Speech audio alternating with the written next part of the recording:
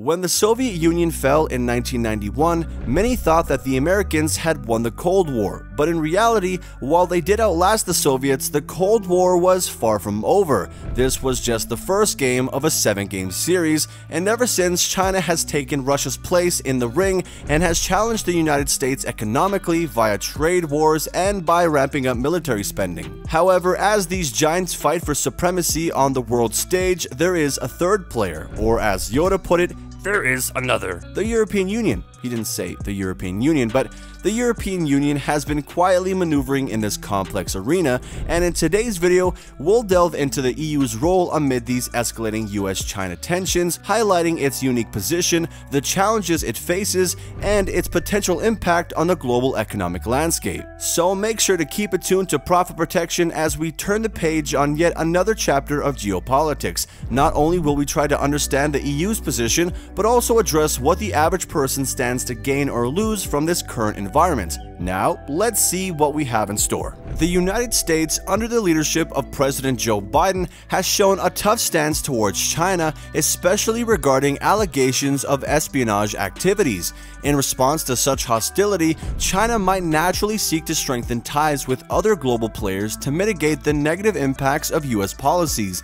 This is where the EU, with its softer, more pragmatic approach towards China, becomes particularly interesting. The EU, unlike the US, prefers a diplomatic and less confrontational approach towards Beijing, recognizing its importance in the global economy. In 2021, China was the third largest buyer of goods from Europe, illustrating the significance of this economic relationship. The EU, with its less hostile approach, presents an attractive alternative for China against the backdrop of strained US-China relations. Moreover, the EU is seen as an essential high-income market which China can access without significant hindrance. With US policies pushing for a separation from China, the EU's open market provides an alternative outlet for Chinese trade and investments. However, this doesn't mean that the EU is approaching its relationship with China without any reservations. There is an ongoing push in the EU, particularly championed by European Commission President Ursula von der Leyen, to reduce dependence on China in key sectors like raw materials and semiconductors.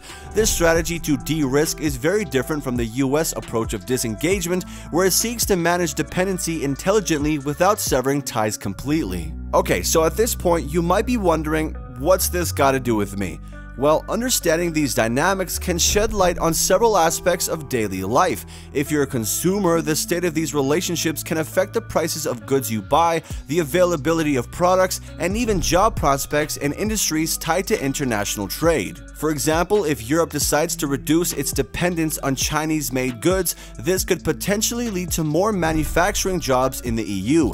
On the other hand, if tensions escalate and the trade wars erupt, this could lead to increased prices for goods imported from China or the US. For businesses, understanding these dynamics is crucial for making strategic decisions. Companies with supply chains extending to China or the US might have to rethink their operations based on the evolving relationships. Also, companies in the EU could potentially tap into the opportunities presented by this unique situation to expand their markets or diversify their operations. Despite the unique position and potential advantages, Europe's path is not devoid of challenges. Navigating the complex web of relations without getting ensnared in the US-China rivalry is a delicate task. Europe aims to maintain a neutral stance, managing its relations with both sides without getting drawn into their disputes. Additionally, internal unity within the EU is crucial to maintain a coherent stance and avoid being exploited by either the US or China. Moreover, the rapidly evolving technological landscape adds yet another layer of complexity.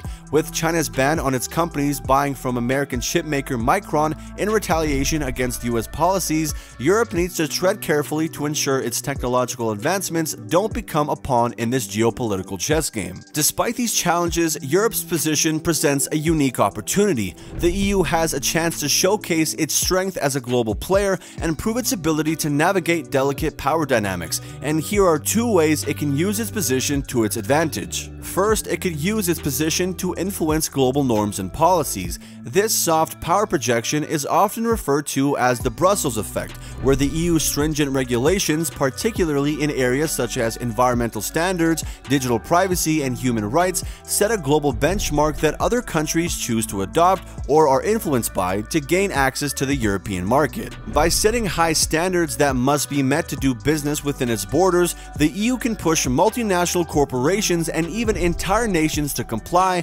thereby promoting its values globally. This has the potential to raise global norms to align more closely with European standards, promoting a safer, more sustainable, and more equitable world, or at least according to Europe.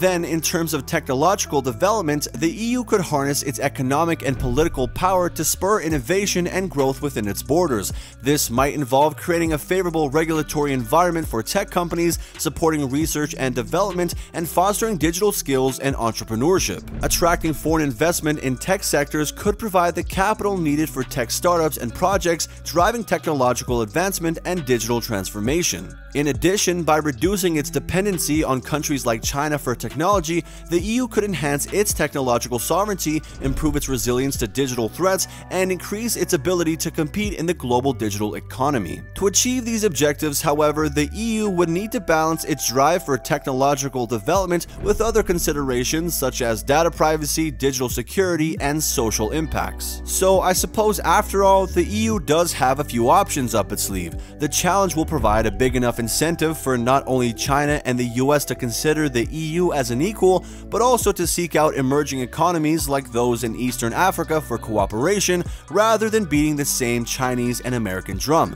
Besides, Europe already has experience in something like that. Anyways, if you want to keep up to date on politics, the economy, and technology, then make sure to subscribe to Profit Protection, where we will do our best to cover the newest pieces of information that you should know.